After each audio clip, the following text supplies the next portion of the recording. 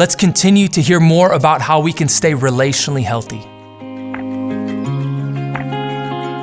Hey, welcome to this called video series, Healthy Pastors.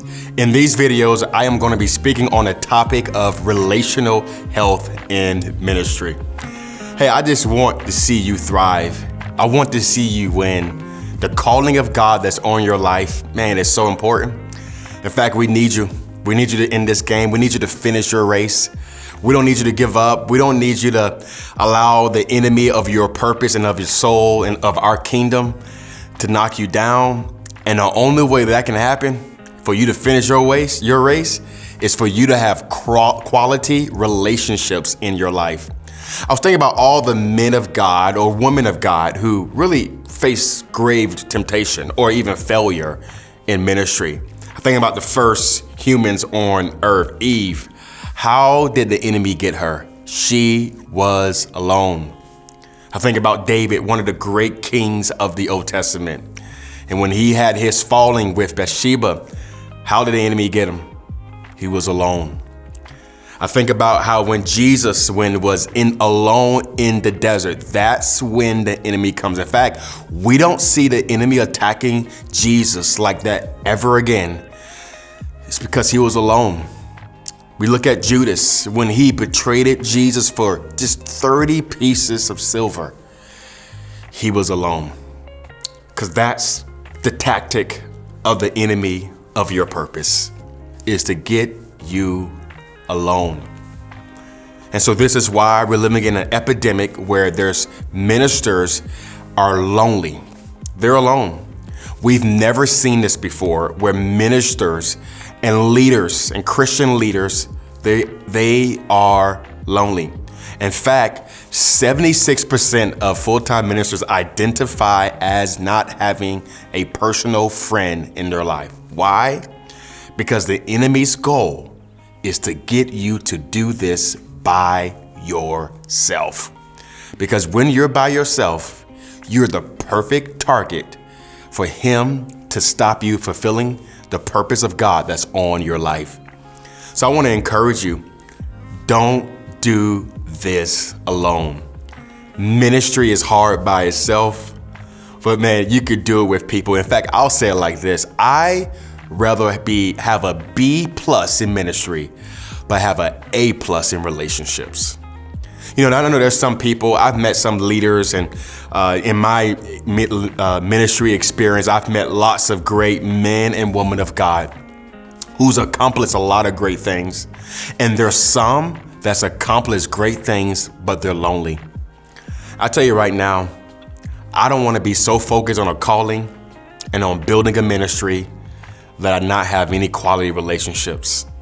I'd rather have friends in ministry that I can do life with, that I can call with, that I can call and have great conversations with, that we can go out and play golf with, or go work out, or have fun together, or do life together with other godly marriages and other friends. I just rather do this with people, and I just pray that is your heart, that we don't get so ambitious in building great ministries and having big platforms that we have a small relational network. Here's what I believe, that we should strive not to just have a big impact, but we should strive to have big relationships. Let it be your goal. Let it be that the goal over the next 2 years that you're gonna have some best friends. In fact, when I walk into a room, I'm looking for best friends. When I walk into a room, I'm not looking to see how big one person's platform or one person's church or how many followers they have. When I walk into a room, I'm looking, man, who can be my friend? Because I know that the more friends I have, the more quality relationships in my life that will allow me to walk in the purpose that God has for me. So real quick, I want to talk about what are some enemies of relationships? What are some things that makes us be alone? The first thing is this: it is ambition. See, some of us are so driven to make a big impact, and I think that's from God. But if that's not under control, you can be ambitious and so focused on your ministry that you lose sight of building quality relationships in your life. I don't want to make it to the top alone. I'd rather be at the base of the mountain with friends having a good time than being at the top and not having anyone to celebrate with. I think that some of us gotta, at times, do a checkpoint with our soul and say, am I so ambitious that I am losing the intentionality of having quality relationships? Because here's what I know, and you know this too. Quality relationships, it takes time. Time away from maybe work that you could be doing, time away from you writing that next book or recording that next podcast or writing that next sermon or reaching that next person. Relationships takes time. And here's what I will say. Some of us think that the calling is not worth the time that you need to put in your relationships. And I'm gonna tell you right now, your relationships matter and it's worth it. It's absolutely worth it for your soul, for you to pursue it.